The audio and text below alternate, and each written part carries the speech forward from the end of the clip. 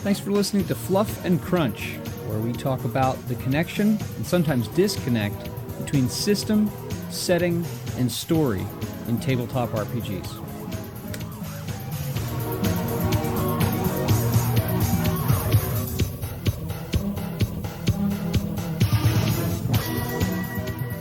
Well, we'll see if we can do it in one episode. Hello, Chris. We could do character creation in an episode. Hi, Jeremy. Oh, yeah, that's true. How are you? I am good. Did you do any gaming at the weekend? I did beat I it, 'cause do? I You didn't, beat me to it. Yeah, I did. We played our 5e game again. And we added a fourth player.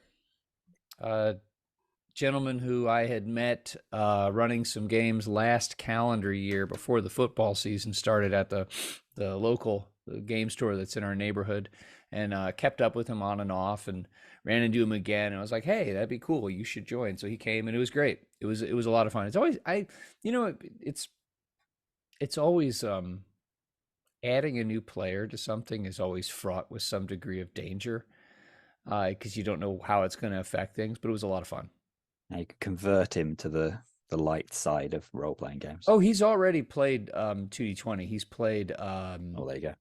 he's played Cthulhu Cthulhu and Star Trek Adventures and likes them both. So, And now his journey to the light side is complete. That That's doesn't right. work so well when it's light. that's right. I like it. So we're following up. Actually, no, wait. Did you do anything this last weekend aside from watch? I played some miniatures gaming with Brian because I realized I couldn't do Friday, so we couldn't all meet. But supposedly today we might be doing some role playing, and thinking of that, I'm going to ask them now. Very Before I good. forget. We're So going now to we can follow move up right last on. week's episode with talk about what are our initial ideas about what we would do with 2D20 for Star Wars. And the great thing is, there was just a question on our Discord just a little bit ago. Someone saying, hey, it'd be basically be neat for you guys to talk about ways to use the SRD for different genres and games. Well then. Yeah, that's kind of what we're doing. So, Yeah, it is. So where do we want to start? With Star Wars and the SRD?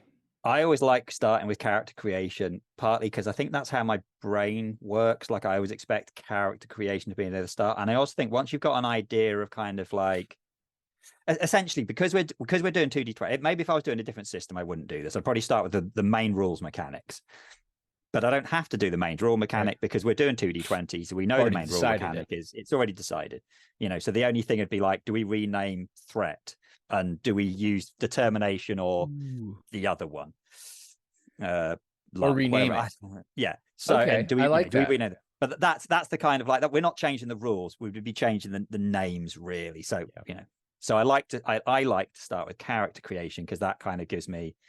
I think that gives them an idea of what kind of 2D20 am I looking at on my spectrum of 2D20. Okay.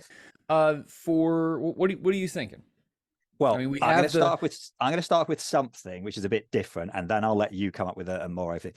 My first thought is actually, if you're going to start with Star Wars, bear in mind there's already been 4 if you count Star Wars D20 and Saga as 2 different versions, which they are and they aren't. They're both 2D. They are both D20 kind of games.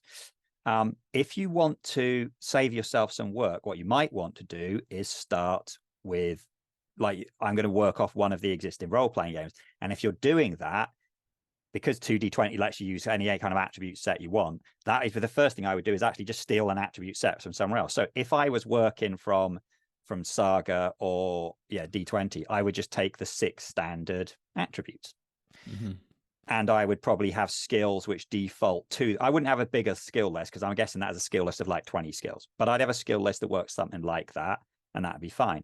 If I was doing edgy, you mean wait for skills, because the default in the SRD is 6 skills. Yeah, I'd have more than 6. You would do so you would do more than that, maybe closer to something like Cthulhu Cthulhu, which is like around 12 or 13. Yeah, I think I'd sit there, I'd look at let me go through the other ones and then I'll come back to this. Or you could base it off the Fantasy Flight version. And now, again, you do have 6 characteristics, but they are very different. You have Brawn, Agility, Intellect, Cunning, Willpower, and Presence. So at first glimpse, you might go, well, that's not that bit different from other things. But actually, if you look at that, you have 4 kind. Well, essentially, if we compare to D&D, because I know we don't like it, but that's the easiest default. It's always easy to compare to D&D. Brawn is including essentially Constitution and Strength, but then Wisdom has been split into Cunning and Willpower. Yep. Okay, and if you don't like, that's fine. So you could start with that, and you've got a skill list ready-made there, which again, it's too long, or we could go all the way back into the shady history, and we could look at the D6 one when we have a bunch of weird ones, because we have agility, knowledge, perception, strength, so far so normal, but then we have mechanical and technical. So, and I always like that, kind of the reason they did this is that sort of agility had some of the combat stuff in it, but then they realized mechanical and technical is 1 or 2. That's 2 different things. Okay. So technical, and the thing is, these kind of sound like they're the wrong way around.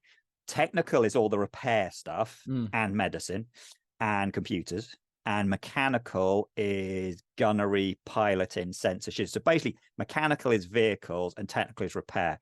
But you can see they're thinking, they were like, right, well, if we put piloting and shooting and missile combat on agility, which is where they would be in some other games, then it's the god stat. So everyone so they created another stat and they took it out and had a different thing.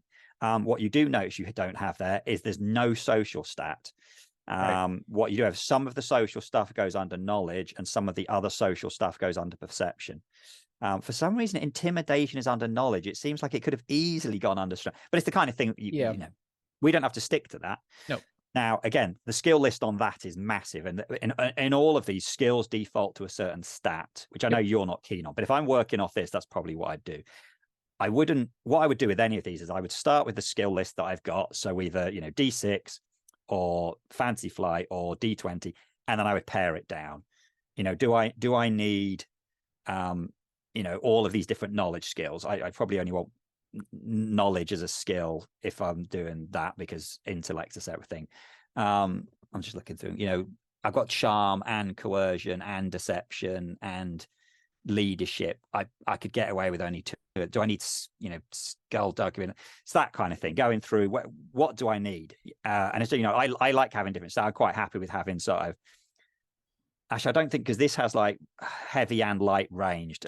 Do I need that? I wouldn't mind having a separate gunnery stat. That doesn't bother me. I think that makes sense. The difference between a vehicle mounted weapon and a you know, portable is, I think that's a dividing line. And then you have to think, do I want an unarmed skill or do I want brawl and melee? Because actually the vast majority of people who use a weapon in Star Wars are using a weapon. So then having an unarmed skill seems slightly pointless. I could probably cover that with focuses instead. So that's the thing. I'd start with a big list and I'd pare down until I've got, right, that's what I'm having. You know, I think the other way's hard. That's easier than going the other way. I think your idea of, and I had forgotten about that with the D6 version, is that, technical and mechanical, it seems like technical could be properly named, but mechanical needs to have something else, have a different name, because really what it's getting at is the operation of machines and systems, not the repair of the machines and systems, which is related but different. And that makes sense. I think that that separating those so that agility doesn't become an imbalancing stat makes sense. Now, again, are you suggesting that you would probably be more inclined to nest the skills under attributes? Because I don't mind that. I don't think. I think I would. The world for sure. Partly because to solve the problem that we've just had, I think what you can do is you would mostly put them under, but you might go, oh well, in a situation where what's important is your knowledge of something, then that will go to intellect. Yeah, okay. So you have reasons where you can jump at, where you can break the connection. But I think for purposes like, right, well, I deliberately, I don't want agility doing everything. So I'm going to make sure that different stats are on different things. Because, so it's a default, but if there's a good reason to move it out from on, that makes sense. Okay. Or, you know, you can take they are called talents, aren't they? They're called talents? What? Like the things that let you do special abilities. They're called talents because they, in a bunch of these, that's why, because I know they're called talents because they're written in front of me in Edge of the Empire. No, they're talents in 2D20. Yeah, they are talents. So you could have a talent that says, all right, you would have to take a talent to say, I can have unarmed combat beyond agility, because the standard might be that unarmed combat is on brawl. So you could have a talent that lets you shift that, which is then fine, because then that's a cost that your character's paid so that your Yes. character fights in a particular way. I Back mean, to the attributes. What are you thinking? Because I like the idea, and we're not gonna establish a skill list. I think what we ought to do today is establish some parameters, and then you and I beat on it and see what we can come up with. as much as I like the old D6 stuff, I have a bunch of Fantasy Flight. So I would rather use Fantasy Flight as my base and Okay. work from there. Pure, even though I'm not. I mean, this is where straight away I go, well, I'm not sure. Do I like the attribute?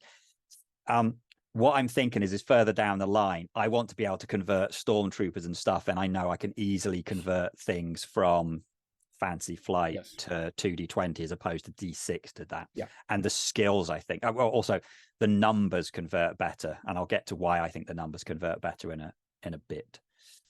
So yeah, that's, again, we don't have to stick with the characteristics, but brawn, agility, intellect, cunning, willpower, presence, it covers a lot of it. Do we need a separate stat for stamina and do we need a separate stat, sorry, for stamina and strength? Not really. So brawn's fine.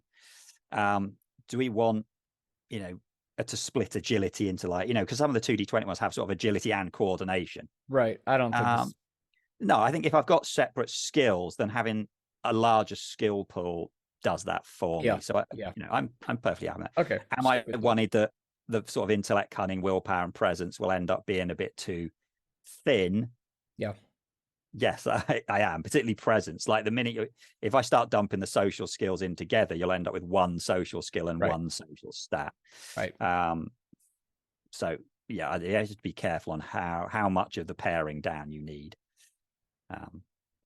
But yeah, so we don't have to stick with those characters. But for the moment, I think I'm gonna make my life easier. I'm gonna stick with the stats in there because I know that's what's the stats the NPCs will have. Right. And I'm only going to be paring down some of these skills. I'm going to keep a lot of them. Well, I'm going to keep a reasonable amount of them. But then there's weird ones like, why have I got? The thing with like cool and discipline, and there was another one and like resilience. Some of the vigilance. There's about 4 skills that you're always like, what's the differences between these? So what you're doing? So we're going to stick with the default stats from the SRD, and then put together a skill list that's, like I said, is probably on par with what you see in Achtung Cthulhu. Possibly, yeah. Which is about 12 or 13-ish. Yeah, okay. I think that I'd be hoping for that kind of number. Because certainly knowledge, I can easily, like, this has got sort of 6 different knowledge skills. Well, I'll just have one. It'll be knowledge. And then focuses will be the rest of it. So. Okay, what about focuses? Because focuses have been treated a couple of different ways. They used to have ratings. They, in some cases, they can float, like Star Trek Adventures, or in Achtung Cthulhu, they're associated directly with a skill. What do you think? I'm not sure whether to link. I think I'd stick to the focus being like if you have a focus, then you get to roll, instead of 1 being a critical success, it means you get to have whatever the actual up to skill the skill. Yeah. And I think I'd stick to like the skill ranks being 1 to 5, because that's fine, because also that's what they have in Fantasy Flight. Your skills rank from 1 to 5. I mean, characteristics also go from 1 to 5, but what I do is I go, right, well, your base stat is 6 or 7, and then you add on kind of like if you imagine like your additional bonus is 1 to 5, so you would have a starting stat of 7 to 12, something like that, plus then 5 for the skill, means you go to a 17. That's the numbers work for that. And that's only if you really focus points to okay, I can work with that. I mean, initially there's always room for tweaking, but that makes sense. Yeah, but that makes it nice. I know if I look at a guy who an NPC who has a cunning of 3 and a deception of 3, which means different things in Fantasy Flight, but I know I can go, right, well, 3 plus 3 plus 6. Okay, I've got a target number of 12. Yeah. With a skill of 3. But it's nice and easy to do. So back to focuses though. Do focuses nest under skills, or do focuses sit outside? If the default is for skills to nest under attributes, which I think makes sense, and I think that guides people for their most common usage, that makes it easy, especially for people new. Do focuses also sit under an attribute, or rather under a skill, or do they sit and they can be used anywhere? I think probably they sit under a skill purely for like writing ease, that you can write a bunch of focuses as examples under each of the skills. And I've already set the skills to be fixed, but I guess they don't have to. But I can imagine most of the focuses would be. I always think it's easier to write a list of focuses and put them under the skills, even if you don't want them to be, even if you want them to be floating. And again, I don't see any reason why someone said, well, actually, I've got this focus, but it's for this skill. Can I use it in this situation? Okay. So treat it like the skills. Yeah. So put the focuses under associate them with the skills. But if someone's got a good enough Shaggy Dog story, they can go ahead and use it elsewhere. Okay. Now talents obviously sit outside all of those things. Talents aren't associated with any. You just put those to use as you wish. How would you? I'm assuming you're going to create a bunch of talents, or the assumption is you would create a bunch of talents and have them there instead of doing something like what I've done with Eris, and that is create a talent creation system like in John Carter. I mean, that'd be nice, but I think, I think what I'd probably do is the sort of the halfway house, which is again to say, well, this is how you can create talents, and then here are some talents that I have created for you to cover some of the bases. And I think I'd probably use archetypes and then like give each archetype, like, I don't know, a couple of initial talents that you can start with to just make things quicker. Okay. And I definitely would. I think I'd definitely use archetypes. I mean, I still like the talent trees from going back then, but I think that's the thing. If I was going to be doing a lot of talents and writing them myself, I think I would write talent trees, but I wouldn't do talent trees like they are in Infinity and Conan, where they are linked to skills. I would do talent trees linked to archetypes like they are in Fantasy Flight Star Wars. Oh, okay. So okay, like if you're, and actually that would give you designer control over niche protection and promoting the right Star Wars feel per what you're envisioning. I really like that in Edge of the and all of them, because the thing that was good is that it gave you some kind of, like you said, niche protection, because if you were a pilot, here are a bunch of talents you have access to. Now, some talents were in multiple talent trees, but also you could switch talent tree. You could, because if you were like, I don't know, you'd be like a soldier, and then a soldier would have 3 different talent trees depending on what your sub specialization was. But you could always go and get from the other ones, or you could go into someone else's talent tree completely and start at the top and work your way down. Now, there's no way I would have talent trees as complicated as they are in like the various Star Wars games, because they're all massive. Yeah. But I always thought that was a really cool idea, that you start at the top, and then if you wanted this talent, you had to buy these sort of precursor talents. Making that yourself is quite a lot of work, but then, you don't need as many, because some of the talents in like the Edge of Empire things were like, just you have more wounds or strain or whatever. And it's like, well, that's not a very exciting talent. They were kind of placeholder ones that were in there. But I like those. I like the idea of talent trees, and it's a good way of going, right, well, you're a pilot. Here's your pilot talent tree. You can put different stuff on it. But it means that person's kind of got things. It also means it makes it a lot easier for sort of Jedi type characters, because then you can put various Force things either in their own sort of Force talent trees, or, the Jedi can have this stuff. And then you can make it harder for like a Jedi to be good at everything, which I know technically they often are, but you are implying the existence of archetypes or classes or roles. No, archetypes. They're not classes. I know. It just. I mean, archetypes have been in a good chunk of things. They called them careers earlier on, and Acting Cthulhu actually has archetypes. I like the idea of archetypes. I like the idea that you can have a set thing, and you can easily put rules, and it says, well, look, if you want to switch archetype, you jump to a new archetype, or however it works. But I think it makes it one of the things I don't like about role-playing games where you can just buy any skill you want. Sure. Is what you end up with is someone like, a few sessions in, someone starts going, oh, that skill's better than the skill I've got, and then that's more useful.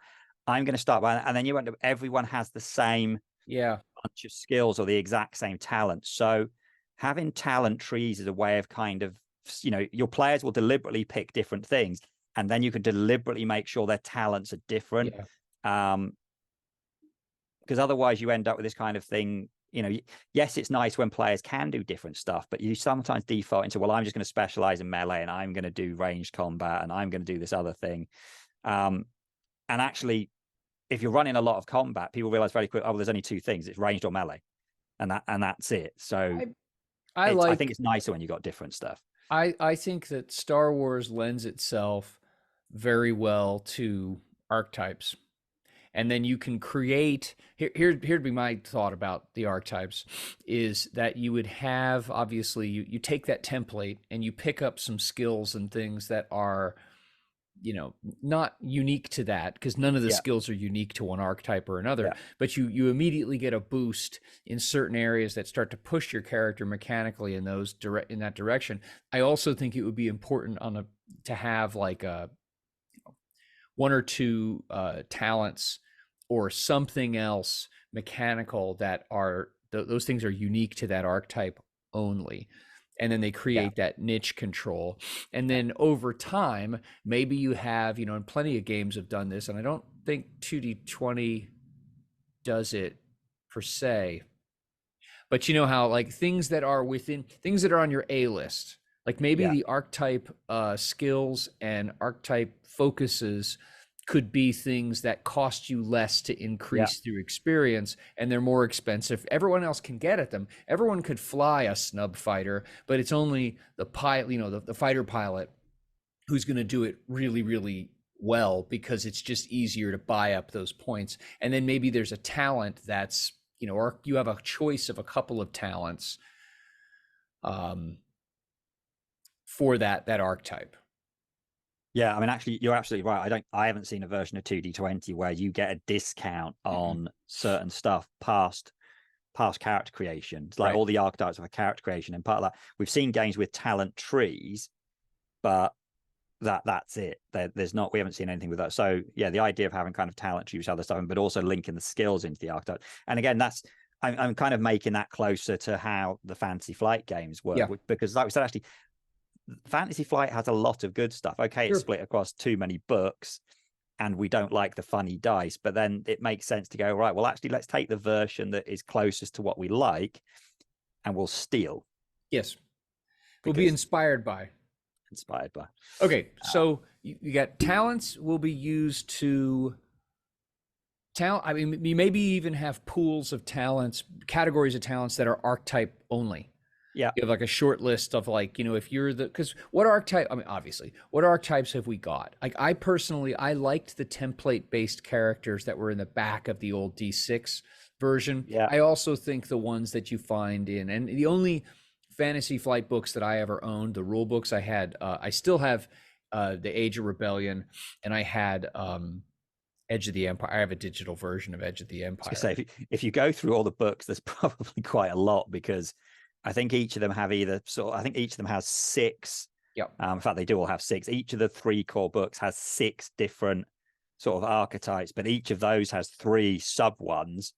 Yep. And then they released a book for each of those, which gave you more sub ones and then specialized versions. So, I mean, there's an awful lot, but mostly you're covering the main thing, pilot, bounty hunter, smuggler. I can't think of the other ones. Well, I actually think that the selection in the D6 core book, I think, really was good. Brash pilot. There was the smuggler. You had the bounty hunter. You had the mercenary. What was it? Young senatorial, like which was kind of analogous to like a Princess Leia-ish. You came from one of those families or something. There was a large selection there. I mean, we could go through and pillage those as well as Fantasy Flight to come up with a representative list. Yeah, I mean, I quite like the idea of kind of doing kind of what Fantasy Flight did, to say, right, well, you could have an overarching thing. So I'm going to pick soldier or fighter, warrior, whatever you're going to call it, and then and put the skills onto that, but then have talent pools that are under sort of sub ones. So then you could go, well, I want mine to be more like this, or I want to be more of a brawler guy, right? Well, here's your sort of brawler fighter set of talents, and then, all right, well, I want to be more of like a ninja-y.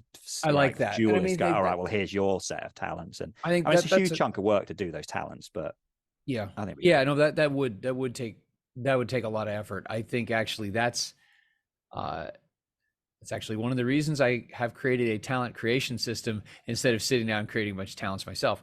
And that's I, actually akin to 5e with third level for the your what do they call them there? Is it archetypes? Or I think they have different names. I think they might be archetypes because I people think it refer to them is. as like subclasses, and they might You actually know what I be mean? Like, those yeah, things. you hit third level and you can be a champion or you can be Yeah. a whatever. I think part of the reason they don't have a Real name is fun. that every single class gives them a different name, Yeah. but they're But subclasses, aren't I they? like that though. And Yeah, I think it's I cool. like the option, say, okay, I'm a soldier, but that doesn't mean every soldier looks the same. A lot of games do that. Okay. All right. So we've got that so far. What else? What about things like traits, truths, that kind of stuff? That's pretty Yeah, I common think in I 2D20 definitely games. How the do we one put those thing to use? I like them. The one thing that always throws me slightly is the kind of because you have those truths and you have those four rules about they either make something easier or possible or Yeah. harder or impossible. But then as a GM, you're the one who has to decide, okay, well, I mean, if you've got a truth that's wings, great, that's easy. You can fly, breathe underwater, job, those kind of things are Yeah, easy. that's easy. But then when you've got a thing that says really strong, okay, well, does that just lower all Well, strength checks okay. by one? I'm not talking about necessarily things like that, but like in Vampire the Masquerade, you had your nature, your demeanor, and your concept. Okay. In D&D, you have alignment that everybody ignores. You have and in 5e you have what is it, your background, your person, whatever, you those I still things, the just thing. ignores them. Yeah. I would like to have truths which are more doing something. So I mean the easiest one is a racial one. Like you should have a racial truth. Yeah, You should whatever have your species is. You're a I mean, I think Rhodian. something like so. Ideally, when you do character creation, I think that's where you get it from. So the first thing you should be picking is sort of like your rate, your species. Your species, therefore, would give you some starting stats and your maybe a skill, maybe some special ability, and it would give you a starting truth. Yeah. And then you could pick like your upbringing. So you're rich, poor, rebel, Okay. whatever. And again, that might give you another truth, and it might give you a skill. And then you'd pick your archetype. And we'd make a shorter version because at the end of the day, we're not trying to do like everything here. One of the things about doing Star Wars as opposed to doing another your own made up property is this is not going on drive through, which Yep. also means it doesn't have to look fancy. This has got to be usable, not I don't have to, that's one of the talent trees actually are easier because if you do talent trees in your game, it's got to look nice because you're going Yeah. to try and sell that This thing. can look like crap and it's okay. Exactly, because it's like someone can pretty it up if they want, but or they can just not use it. So no, it's You made me think of this though. That I like that there are enough things in terms of character background that you could choose from Star Wars. Like, are you from a core world? Are you from an independent world? Are you from the yeah, Rim? Are you whatever? that's So a good one. those Yeah, kinds of things, those background pieces. Now I ran into this with my game. There's a point where too many, and I'm calling them traits, not truths, but too many is too many. It just gets yeah, silly. So I think your species is one, your background upbringing, like what was your background world situation, Um your archetype would be one, yeah. and maybe one other that you come up with that defines kind of your, I don't know, Your your personality code, or something. your Yeah, drive. And I know you hate drives. I don't like drives either. But I mean, like a single statement or I think something have a that says like, statement for your like a drive statement. I think okay, that's better than having your flipping things be drives. Where I have an issue with your archetype providing you with a truth is if it's like excellent pilot, because then I worry that someone just says, I'm doing a piloting role, so my excellent pilot truth, me or trait, means that I lower the difficulty by one. Whereas really that should be a talent. there's, you know what So though, there's a way around that. which is what? You just say piss off. No, just kidding. I know. No, there's Just a slap way. them. Whap. You just, you have what you do is you have a foam rubber cricket bat that you spap and you just like reach across your screen and no, actually there's an answer. And as I shamelessly hawk my own game, the answer is that your archetype provides a trait that would be used in one of those 4 ways for things that you don't have an explicit role for. Okay. As in, like, an example I gave in my game is, okay, if you're a warrior and you say, I'm going to build a defensive position, there's no skill for build defensive positions. But since you're a soldier, you might have more experience with those kinds of things. So that would be a situation where a GM would say, okay, the difficulty for you to build some trenches and a breastwork that like seems like it's, sturdy enough to withstand arrows, you're going to get a -1 difficulty because of your background as a soldier or as a warrior. So it would be in adjudicating those fuzzy gray things, not for explicit tests. Yeah, and that's good. I think so. Essentially, yeah. So if a skill exists for something, you're not getting a discount on it. But if a skill doesn't, unless then you're kind of going, well, connive your GM. Right. Let's go with this is the skill. For anybody else, it's this difficulty, but because you're the warrior and you should have a better idea how to do this, yours is 1 lower. Yeah, I like that. That's good. Yeah, that's it. That's kind of you need to spell it out. That's one of the things I like the fact that they added in the truths and traits system. I don't like the fact that I don't think it's well explained. And I think at the moment it's open to massive player abuse. Well, I think that there are a lot of things in 2D20, and I mean across all the systems, there are a lot of things that need to be determined at a given table. Like a GM needs to look at it and say, okay, with my players, this is what this is going to look like. Anyway, so we've got, we have attributes, we have skills, we have focuses, we have talents, we have archetypes. We've dealt with, you want to call them truths. What about either like fortune or determination? I think it should be neither. Oh. You'll have it, but I think that, and momentum and threat. Well, we have to have some kind of Star Warsy. There has to be something Star Warsy. You could just, because this is just for self-usage, you could just call it light side, dark side points. You could give the players force points. I think, yeah, if you're going to do, the awkward thing you've got is it always feels like momentum is closer to threat, but it does make more sense to call, I feel like you're, actually, a lot of that you could have. I feel like momentum should still be momentum, but you could call. Yeah, I don't know. I would be cheesy, and I would just call it the force, and then the dark side. So I have my dark side points, and you have your force points, and then what would be, and then you could call the other one fortune. Doesn't matter. I don't know. I think I'd still think momentum is just momentum because that's what it is. But then I would call the fancy stuff the force. Okay. So like even if someone because the argument always goes that even when Han Solo wasn't tapping into the Force, but was he? But was he? Right? He didn't. And so he calls it luck. So fortune is called the Force. Yeah. Cool. And if you want to use that for and actually, there's a really easy way to lend you in the dark side. If you spend your Force points to do something bad, you create dark side points. Yeah.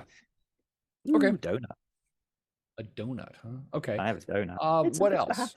So let's talk about, without defining them so much, let's talk about some of the must-have systems that we talked about last week. And I think the 2 big ones are the Force and Starship Combat.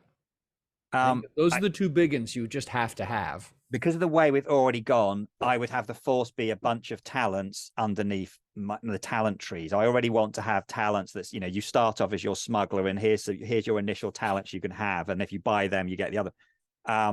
So I would do the same with the Force. You have different, the thing you'd have to decide is whether you have different Force classes, archetypes, or have different Force powers.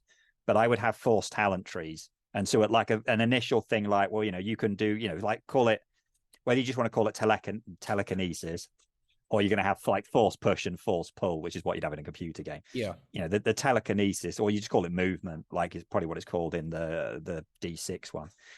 Your initial thing would be, a level 1 talent would be you can move something, you can pull a small object, and then you'd be able to move people. And that way you can stack it, make it really easy. If you want a player who's like, I want to be able to throw people around, you can, but you're going to burn all of your XP on this talent tree, getting down to you can, grab a Star Destroyer like I do in one of the computer games. But you're not going to be able to, your fight is going to be rubbish. You're not doing anything else. You're not doing force jumping. You're not doing all the speed stuff. You've spent all of your points being like super telekinesis guy. I like the idea of treating it as talents, and I like the idea of trees. I mean, if you're not familiar with D6 Star Wars, there were 3 Force powers. There was Control, Sense, and Alter. And then there were you just had points in those, and there were different things. There were different powers under each of those, but you had a score in each of those. They were treated actually like different skills, but you could do talents and break out the different major categories of force activity, and then build out. Now, what about the? And we don't have to get into this deeply, but what's your sense of the mechanics of it? Because, and I'm, you know, if you look at say Clone Wars, you know, you've got Ahsoka and what's his face, Anakin, and they're like hopping over buildings, and they're like just doing gonzo stuff. And then, you know, in A New Hope, Jedi era, that obviously there are far fewer Force users, and so you don't have as much significant power being wielded. How would you address that mechanically? I think I would just write them as talents, where the talents very, like D&D style, very clearly dictate what you can and can't do. So if you have actually, that's the thing, like, let's say you have the jumping things, you have a talent, the initial, you might have 3 levels of that. And like the first level of the thing lets you jump, twice and high and twice as far as a normal person. And then it goes up to, it goes up in increments. And I think I would just treat it like that. Okay, it takes more time and effort to write it out, but at least it would spell out to the players very clearly, this is what you can and can't do with this ability. You could also peg, you could have a starting ceiling based on era. Yeah. You could just say, like, or maybe have you, and I'm seeing this being very left-handed and visual here. Maybe you color code, like as you move through the talent trees, you have certain, as they become more potent, or some of the, you could have things that, hey, if you're playing in the Clone Wars era and it's Jedi stuff, you can reach into these parts of the tree. If you're playing in A New Hope, unless you've got a really great reason, you can't.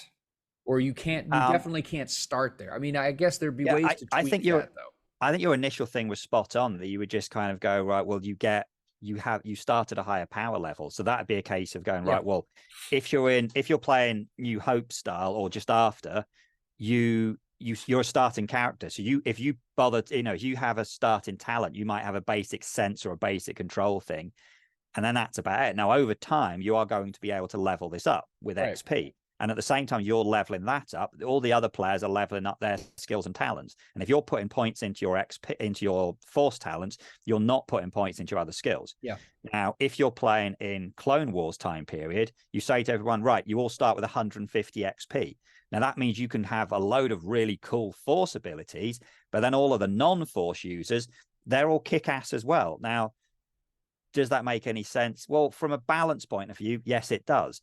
And it even makes sense from a story point of view. Why would a bunch of Jedi who are very capable in the Clone Wars era, why are they hanging around with a bunch of uncapable other people? It would make sense that they're hanging around with other people who are also capable, kick-ass pilots and so on. There's another way to look at it too, is like I mentioned a ceiling. You could think of both, every era would have a floor and a ceiling. Yeah. And that would be different. And because I've always, and you and I have talked about this, how the Force breaks the Force ruins everything in Star Wars in terms of mechanics, because a starting Jedi is going to be way more powerful than any other starting anybody else who's like roughly at the same age or status point in life. But you could adjust forgetting about everything else, every other archetype, you could adjust the Jedi by era. And just say, during the Rebellion era, the floor is way down here and the ceiling is only here. Whereas during the Clone Wars, the floor is here and the ceiling is like up there. Yeah. In terms of where you are. And balance with other characters, that's another issue. But at least that's one way to deal with the Jedi. I think I would just deal with the XP thing, though. I think is if you've got talent trees and you're going to have to spend XP to get further down the talent trees, that's an easy way of dealing with it. You just, right, okay, we're in a period where the Force user is really strong. You get a ton more XP. You can just buy more stuff. But you're right, there's definitely abilities you can kind of go, all right, well, you just can't have this unless you're back then or here. You could definitely, you could make it harder. Actually, you could do both. You could do all of it. You could have a different starting point, all of it. You could have a different starting point based on era, and then you have different price points based on era, Yeah, and that then would you make also sense. have a hard ceiling for Yeah. certain eras. Like it's going I to mean, cost you more. Like during the rebellion, if you're, if you decide to run a game and you're going to allow someone to be like a fledgling force user, like a Luke Skywalker type, your ceiling is going to be much lower and your progression is going to be slower than in a yeah. previous era. I mean, Okay, you've always got this funny thing of how many Jedi are running around anyway, sure. because clearly, back in the Clone Wars, no one knows. There were hundreds, maybe thousands of Jedi. There's tons of them. They're all over the place. Yeah. Now, when the original series came out, the whole point is that there was, I guess, two. There's Obi-Wan and there's Yoda. And by Return of the Jedi, there's just Luke, unless you're Yep. counting Leia, which I'm not. But then you start, like, with all of the other stuff they're putting out at the moment, well, Ahsoka's running around. Yep. Ezra's running around. Depending on which time period when you pick, Kanan's running around. Yeah. I think the guy that's in the computer games which just come out again, I'm pretty sure he's canon, so he's running around. He's got a night sister girlfriend. He's got a men. There's like 20 or, and then on top of that, you have all these players. I think the idea have to go in. It's a really big galaxy, and a lot of people are just playing it low. I mean, the one reason you don't necessarily have to worry about limiting the players, the minute you start having a player who starts throwing around force abilities left, right, and center, the Inquisitors are coming. Now, back in the day, that wasn't the case. When some of these books and things were written, the Inquisition didn't exist. Actually, it might have come from the books, but there was Darth Vader would come and get you, and they'd send some stormtroopers. Nowadays, you go, oh, the Inquisition will come. People weren't scared of the stormtroopers going to come and get. They're like the cannon fodder. They're like droids that you're but allowed someone to worse. But if the Inquisitors are coming, I mean, them creating the Inquisition was a good idea. It gives you a bogeyman that isn't dark. You could you could add a mechanical dimension that would fit very well with the story if you're playing in the Rebellion era, or you're even playing in the post-Rebellion era, New Republic, where there's still obviously there is Imperial space, or there are places where the Imperials, or whatever they call themselves this week, still have reach. When you use force powers maybe above a certain talent level, that gets maybe the GM starts to gain points or something like in Mage the Awakening, when you you cast spells and it caused paradox, and all of a sudden you create headaches for yourself and everyone around you. Well, that might be a way of writing into the talent thing. Like you said with your color coding, you could have a color coded thing that basically says, like, if you use this talent of this ability, if you use it in Clone Wars, no one cares. But if you use this in like Rebellion era, then the GM gets a threat point, or sorry, a dark side point, because the chances are now the Inquisition are here and they're going to come and get you. Okay. And you're going to have to run away. What about Starship combat? Small Starship combat is what we're talking about. Now, that's the thing. I can't just steal from Star Trek, can I? Okay, you could actually. I think you could more easily steal from Homeworld. We found a use for it. What? We could more easily steal from Homeworld. Is you reach back into Biggs Darklighter's right eye. That was great. I can't open it. It's never been open. The spine hasn't even never been open. But I mean, you because their Starship combat rules are more for small ships. I can't read it though. Oh, you don't have any glasses on? No. If I put the glasses on, I won't be able to see you. So if you wanted to run, thank you. Like combat with freighters, like the ever present, what is it, YT 1000? Is that like? Yeah. I know it's 13. You were so close. I was so close. The 1000's out there somewhere. Anyway, it's 1300. You were super. Yeah, there you go. 1300. Yeah, you could use those rules, and then if you needed to tweak them at all for individual fighter piloting, you could do that too. Although I haven't looked at that in a long time, but I think that's in there. No, we still seem to have commanding officer and helm. There's got to be stuff in it for just little ships. It's still got all of the same stuff by the looks of it of Star Trek. This is really good podcast here. Me reading a book. That's okay. I'll edit it out. No one will ever know. Yeah, it's got fighters in here, but then it doesn't seem to have I guess the thing is then you've just got helms. You don't have the separate people, do you? Because you're the helmsman essentially, because you're the pilot. Yeah, maybe. I think okay, here's what I think. It's a better starting point than Star Trek. Yes. Yeah, it is. You're right. Homeworld's a better starting point than Star Trek because its focus is on smaller ships for characters. However, I think that looking back at the D6 Star Wars for some inspiration, I actually remember us playing that and it just worked, as you're fond of saying. It just worked. It was really easy. And I remember trying to, or thinking that I would be able to do the same thing with Fantasy Flight's rules. And Fantasy Flight's rules I found very cumbersome and counterintuitive and hard to work through at the table without flipping through the book.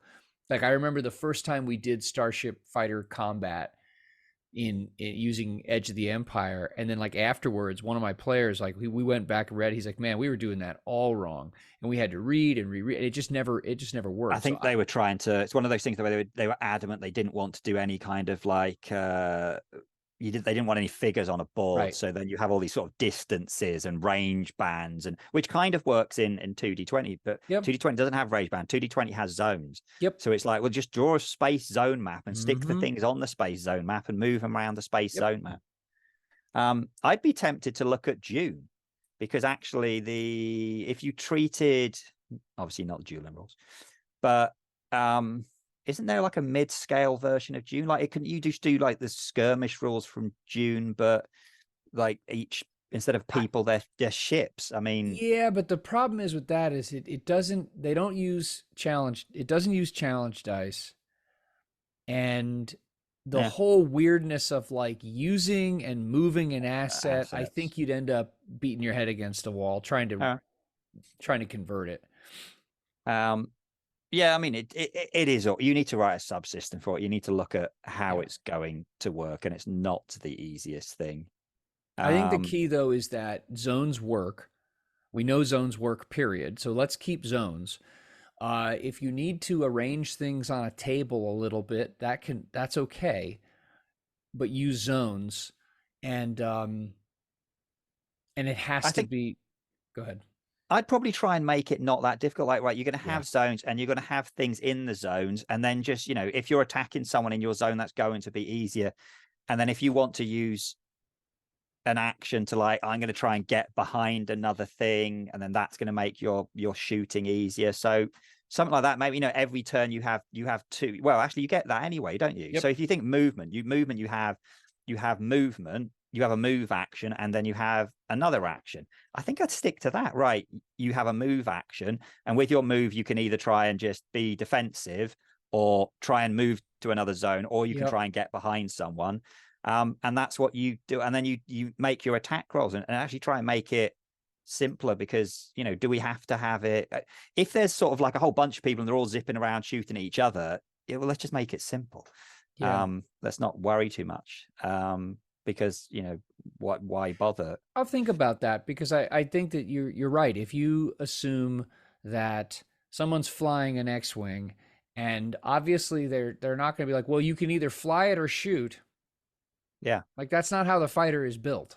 I think I'd split it into sort of movement actions and actions. But really, your action is sort of like shoot, and your movement action then is kind of like offensive, defensive, or evasive, or like go to another zone. But something like try and keep it relatively simple and not worry too much about like relative ranges or all this kind of have a zone map, have the ships in different zones, and they just they're attacking each other. Does it matter they're coming head to head or whatever? What would be I think what would make sense in that case is, because you're dealing with zones, and what's really important is the relative relationship between the combatants.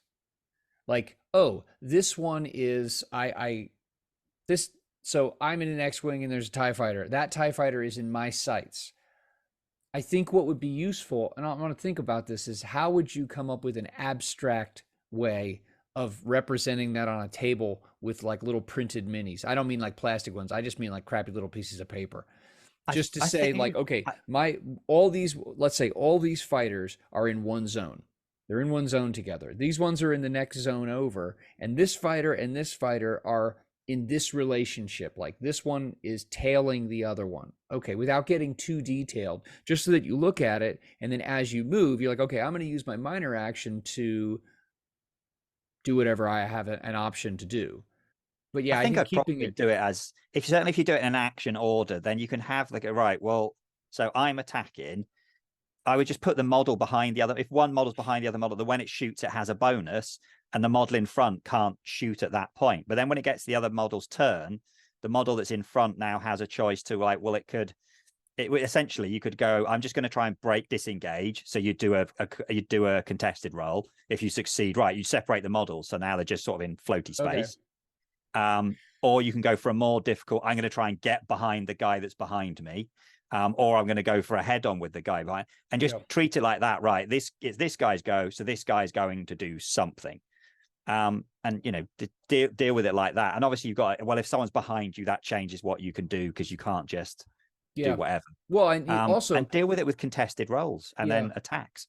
What would be interesting with that actually, I think you would open some possibilities for some neat tactical decisions, because you would have, for example, like an X-wing only has forward firing, Yeah, whereas a Y-wing, remind me, has a turret. it does. Yeah. So So there if you have could a, be, yeah, I can and I shoot don't think behind. you'd want to complicate things as to like, oh, am I above or below? Because the fighter could No, just turn I over. would stick to 2D. But you, by adding firing arcs, you make different ships Yeah. interesting because they can do different things. And I think you're right. You could have a role, like maybe a standard action is to get in. You wouldn't be firing, but you would get into your opponent's blind spot, and then the Yeah. next turn you would have an advantage to hit them, and they would have a disadvantage to hit you unless they had a rear firing weapon. Yeah, I think that's doable. I think that the question would be to come up with a stock list of maneuvers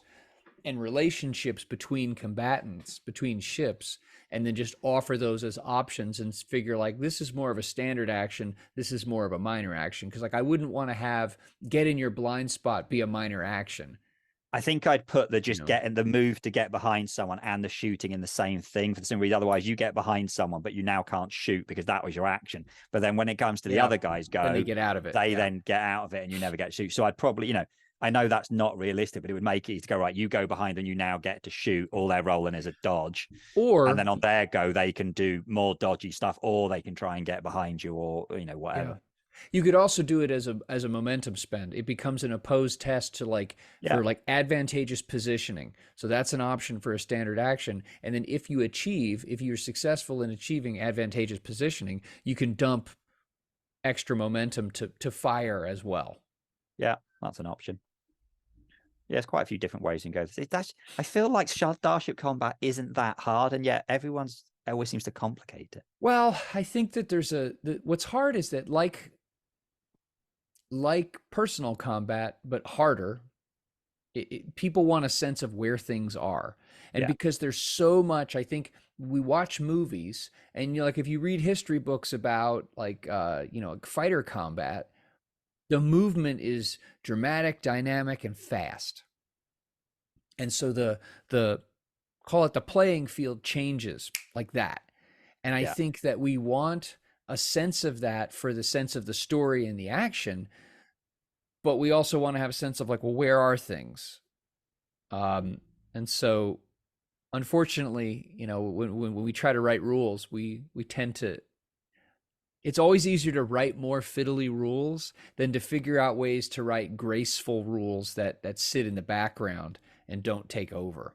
I think the reason a lot of games struggle is they don't want to say, well, you need to use miniatures or you need to use Yeah, stuff. But the reality is, yeah, you really want to be able to have for some something on a things, piece of yeah, paper, particularly because the important things is, are you behind someone or are you head on, or that positioning matters. yeah, It doesn't, And actually, I think it just generally matters in things. I think one of the things is it can just be things scrawled on a piece of Yeah. paper. And dice. It doesn't have to be. Well, dice doesn't work as well with ships. You want something with a facing. Yeah. But luckily I have X-wing miniatures, so it's not a problem. There you go. Stuff's available. What else? What else here in this episode? And I think what we should do is you and I should sit down and work on this. And it doesn't have to look good. It just has to be clear. But what else? We've got character creation. We've addressed the Force, which is tied to character creation and era selection. We've got some ideas, at least for the get-go, or for the starting with Starship combat. What else is essential at this point? I think the only thing that we mentioned last week that we haven't mentioned about is droids, but droids would just be a race. So yeah, problem solved. Droids, and droids, and then you've got, like, looking at Fallout in the core book with all the weapons modification rules. Yeah, you just take that and apply that either specifically or in like an inspirational general sense. You could apply that to droids, and you could have that, count that as a species. I think that makes sense, because then it would be playable. You could play one of those little skateboard shoebox droids that always like scoots around in Imperial things. You just want to be that. And then you could have all kinds of different. Have you seen the last episode of Mandalorian? Yes, we'll talk about that in a second. You see that thing with the mouse droids? Yeah, it was hilarious. I love that bit. It's so good. I'm not going to talk about it at all here, because there could be people who haven't seen it, so we don't want to ruin people's Star Wars viewing pleasure. But okay, yeah, droids are a species, and we apply all kinds of modification stuff from maybe Fallout to customize ones. You can have your own droid factory. Yep. All right. So we're going to work on that, you and I individually, and then we'll put this back together, and we'll come back in a future episode and we'll present our findings. You had about 6 months. Maybe. You never know. Thank you so much for listening. You can visit our show's homepage at anchor.fm/Fluff and Crunch. That's FLUFFNCRUNCH. We would really appreciate feedback and reviews on whatever podcasting platform you're listening to this on. Thanks so much.